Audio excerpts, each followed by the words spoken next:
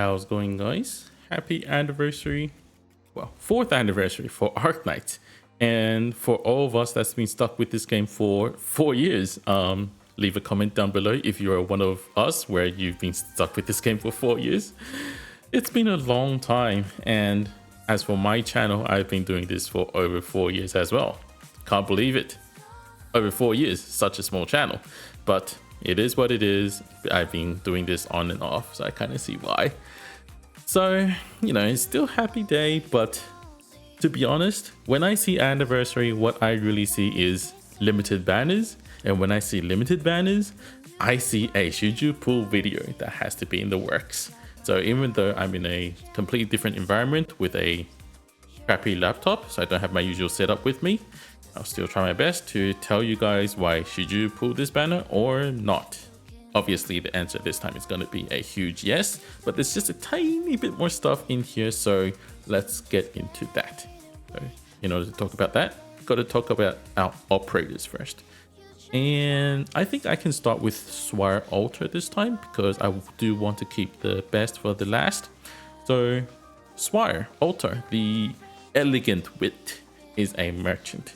So, as your Lee, your Jay, like Mr. Nothing, she consumes 3 DP every 3 seconds, so that's basically your natural DP regeneration, and doesn't return your DP after you retreat them. Now, when it comes to Swire, I would actually think that she's maybe not the most useful. We'll have to see why that is when we talk about her talent and her skill. So, let's talk about her talent.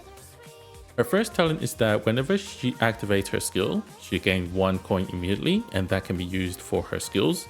Within the skill duration of her skill, whenever she uses DP with her trait, so the minus 3 DP every 3 seconds, she will gain 1 coin and then give herself 4% attack. And that stacks up to 8 times, so 32% attack. When you are P5, that stacks up to 9 times, so 36% attack increase.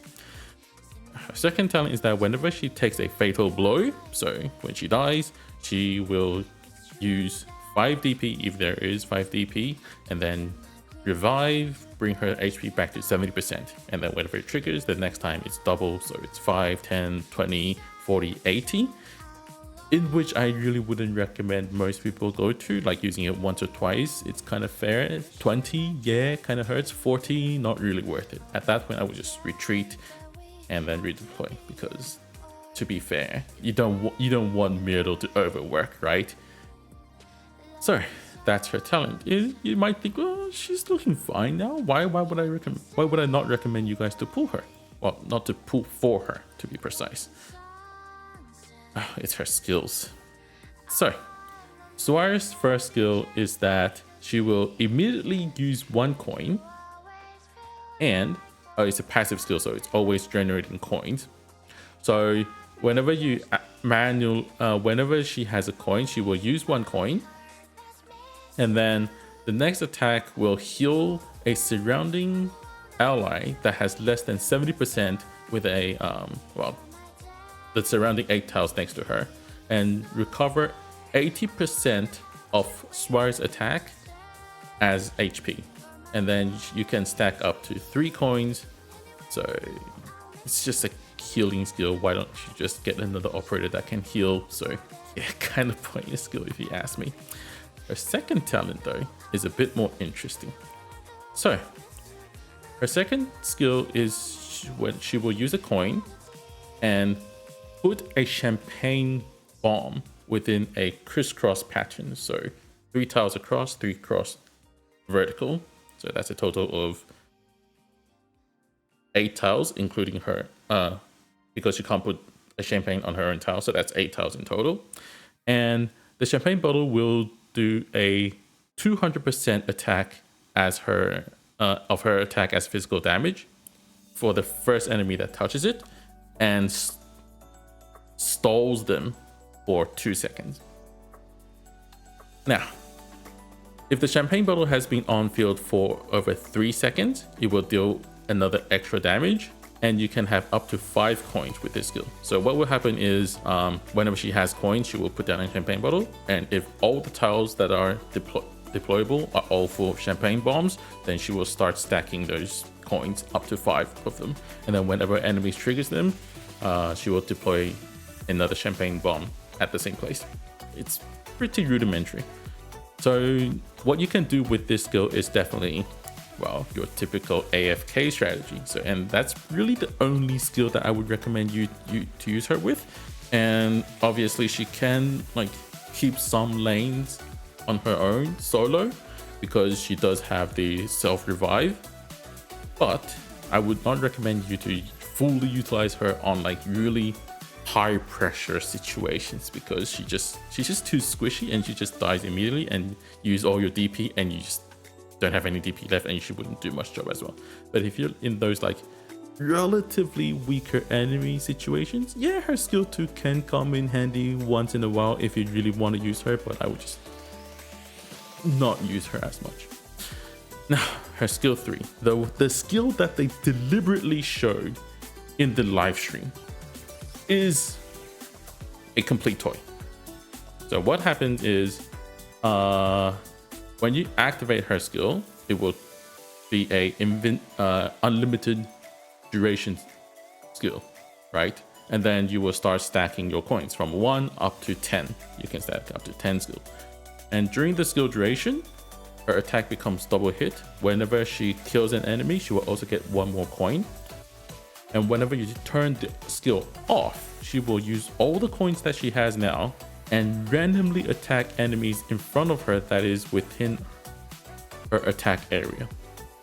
Now, whenever she uses 1 coin, she will deal 120% of her attack as physical damage and push the enemy away with a medium force. So this is where you see like the sheep in the live stream, that is, where they showcase this skill 3, the sheeps fly over the place. And then if there's only 1 enemy, obviously all the coins will be focused on 1 enemy and then push them really far away to like the other end of the map. Now there's just only one tiny problem, is that it doesn't do much damage. And yeah, pushing 1 enemy away might sound like a lot of fun, and it is, it's a lot of fun, but that's about it. So that's why you can see I don't even have this skill M3, because yeah, it's just really just a toy of a skill, not really worth your effort. And in general, Swire the altar just doesn't do much to like us who already has tons of operators. Obviously, if you're new to the game, you know, you can try her out, and then she might replace like if you don't have mountain, you can, you know, sometimes use her, because as long as you have enough DP, she doesn't die. That can be pretty good sometimes. But like, yeah, for those of us who's been playing this for 4 years, yeah, probably not really worth our pool. So if you end up getting Eyja altar early and you don't have Swire altar, probably just stop there. Now, the real actual hero of this banner, because if it was just Swire altar alone, I wouldn't have even bothered to tell you guys to pull this banner. But Eyja altar changes everything. So Eyja altar is your typical elemental, well, not typical, is your elemental medic, so wandering medics, in which she can heal elemental damage as of normal HP as well. So what makes her so unique? We'll have to go into her skills, because she does so much. So let's have a look at her talents. So her normal healing will let your ally go into a recovery state where they will regenerate 10% of the healing amount that they received. So the healing amount that Eyja provided, 10% of that of healing and elemental damage recovery for 6 seconds. So it's healing per second for 6 seconds. And you can stack this up to 3 layers. So that's 30% per second. That already sounds really cool, right? And her second talent is that all allies within her attack area will have plus 6% HP. And that goes up to 8% if you have her at pot 5. which, you know, not really worth it in my opinion. And they will also take 12% less elemental damage. So that alone is like some other operators with skills. I think it's Mulberry skill 2 that would decrease the elemental damage taken, and Eyja also just has it in her talent. That already shows how good she is in my opinion. But there's more.